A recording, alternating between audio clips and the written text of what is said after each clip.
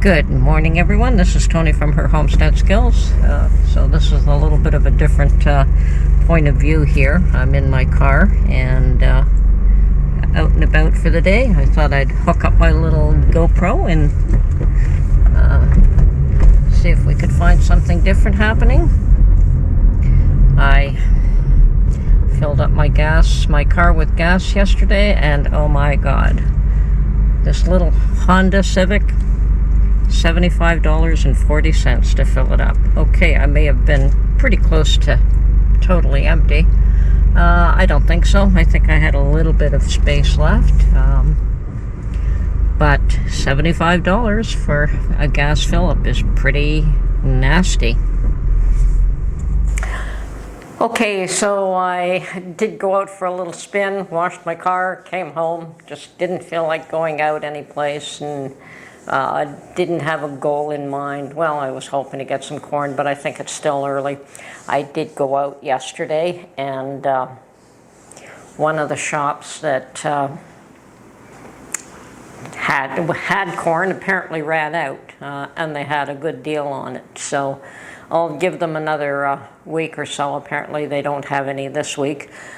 But either that or I will try going up a country road and see if I could find farm stands that have some. It's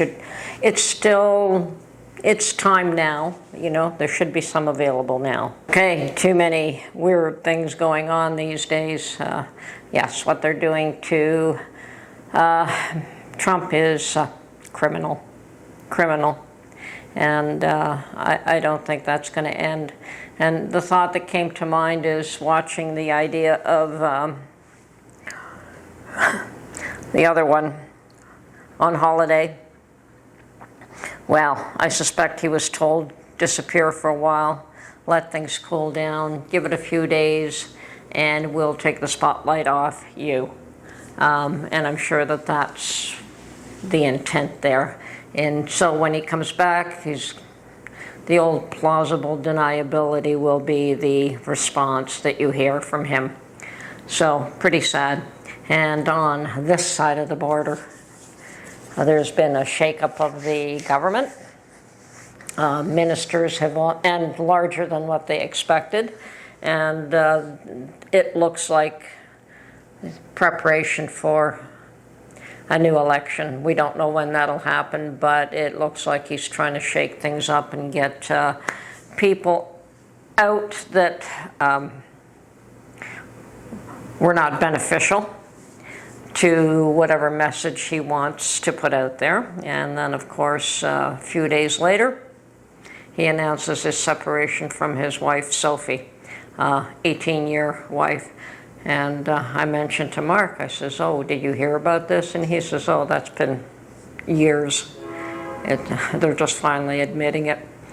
You know, they've been separated for years. And, oh well. And he figures it's just a sympathy ploy. Oh my God, our politicians are ridiculous. You know, when you have an old building, sometimes you have to tear the whole thing down to the foundation before you can rebuild. Sometimes you can patch things up, and for years maybe you can, you know, fix a wall that's not stable here, and shore it up, and fix a roof that might be leaking, and yeah, you can do all those things. You can do all those things, but eventually you have no choice but to tear the whole building down and start from scratch. Make sure that your foundation is solid and build anew.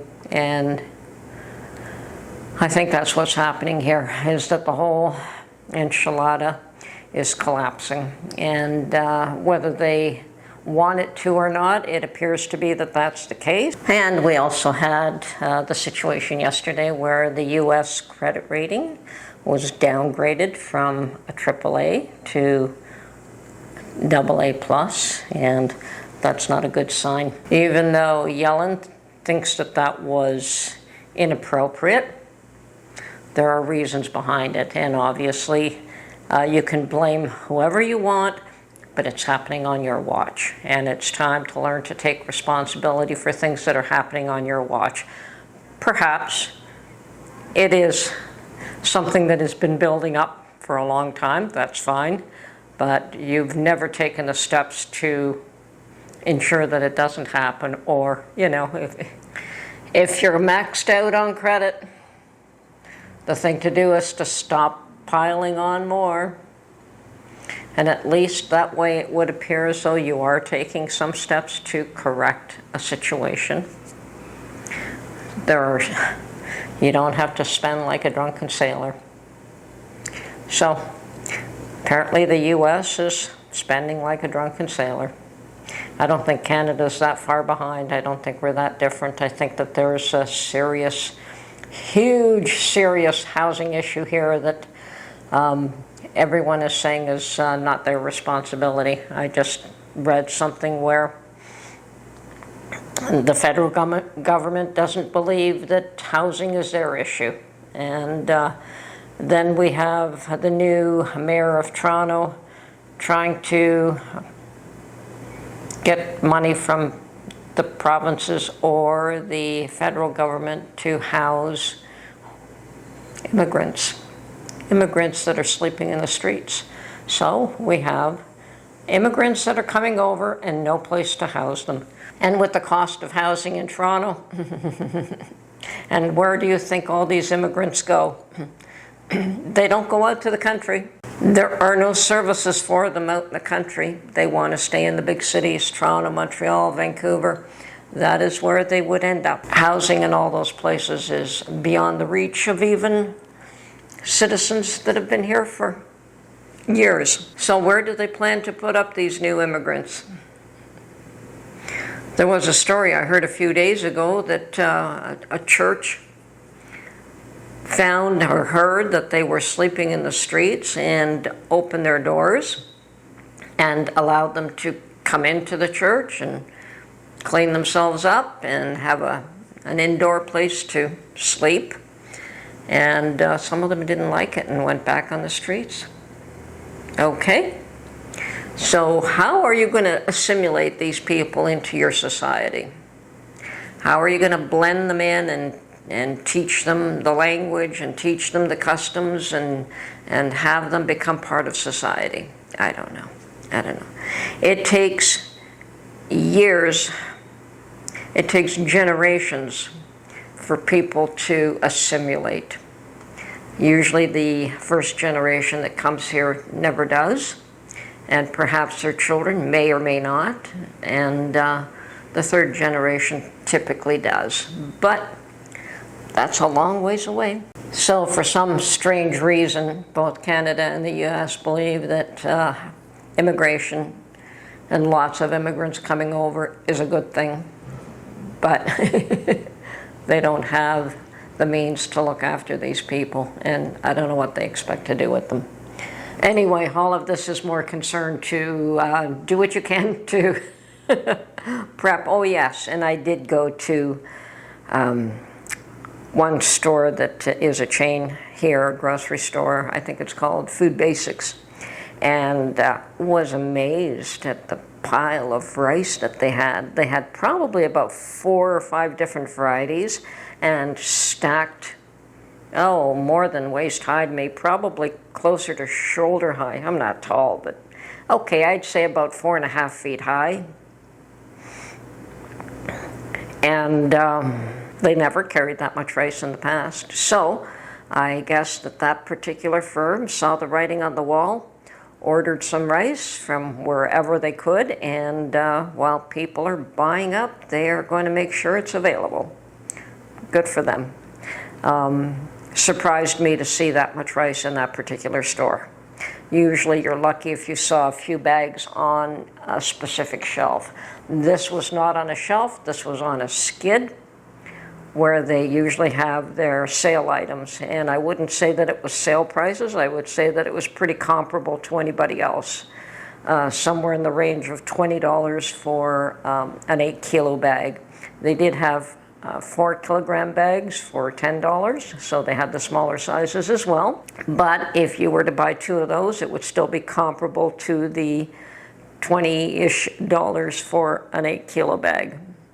So, interesting. And then, of course, we have Metro Stores, which is sister company to Food Basics. And the Metro Stores folks are out on strike in a big way. I don't know when that's going to come to an end, but the employees are objecting to the fact that they were there during the difficult times, during COVID, when it was risky for them to be available.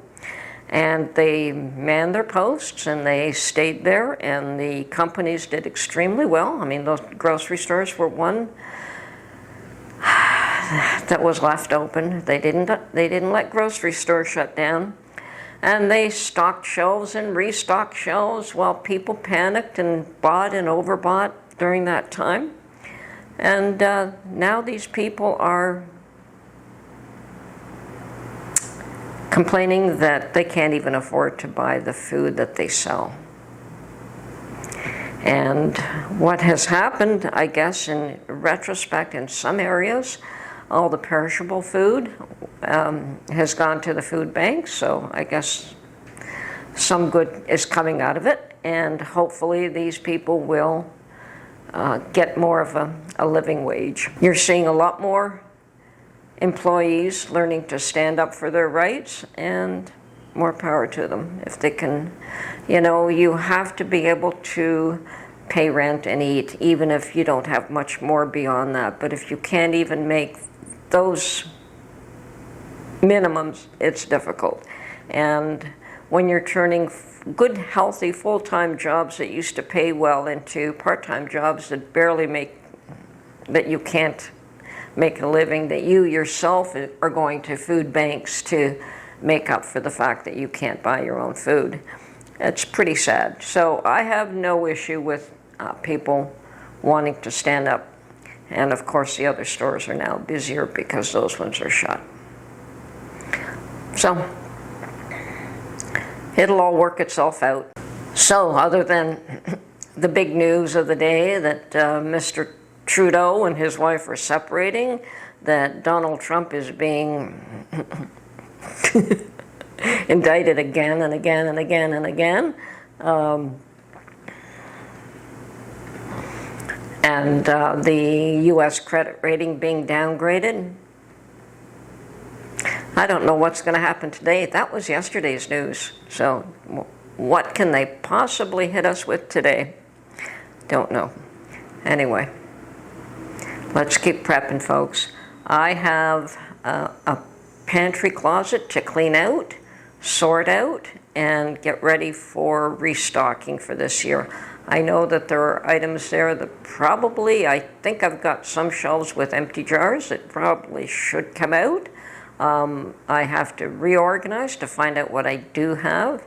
I know I'm missing mushrooms, so I have to can up some more mushrooms. And I looked in a shop today and didn't like what I saw, so I didn't buy them. Mushrooms are never cheap. They're available all year round, but they're never cheap. We like them canned up. It's nice to have them fresh, but on the other hand, mushrooms don't last very long fresh. But when I can them, they're shelf stable and they're there when I need them, which is perfect for us.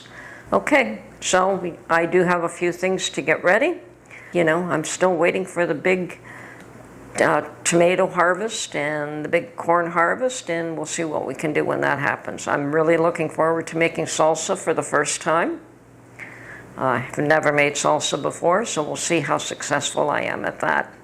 Anyway, folks, even if you've never prepped before, buy a little bit here, a little bit there, a little bit every week, and put something away for yourself, because and don't panic buy. Just buy what you can stash, what you can store, what you can fill up your cupboard with, what you can fill up a closet with, little by little by little. It doesn't have to be in large quantities. So if you're looking for rice and you're in the Ontario area, look at Food Basics, because they seem to have, shockingly, a lot of rice. Okay, this is Tony from Her Homestead Skills. I hope that today is a little calmer and a little quieter, and we can get a few things done. Have a great day. Bye for now.